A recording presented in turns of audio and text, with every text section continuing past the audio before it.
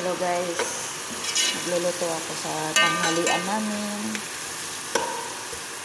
Ang ulam namin ngayon is isda. Yung ano sa atin, lapu-lapu sa atin.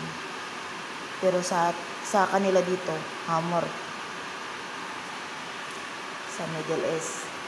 Dito, yung tawag nila na kasbara. Bawang, kamatis, tapos nagisa ako ng sibuyas. At saka nagpakulo ako ng yung liso ng sitaw. Yan ang ihalo dito sa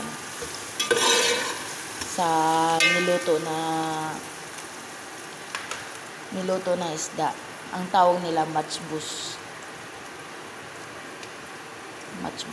Sa kanila dito, i-mix kanin at saka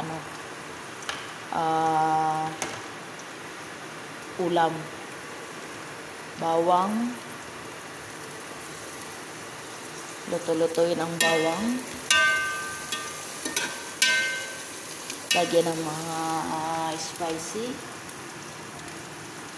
Then, pa-brown itong sibuyas at saka bawang. Saka ilagay ang kamatis at saka itong kasbara. Sunod yung isda.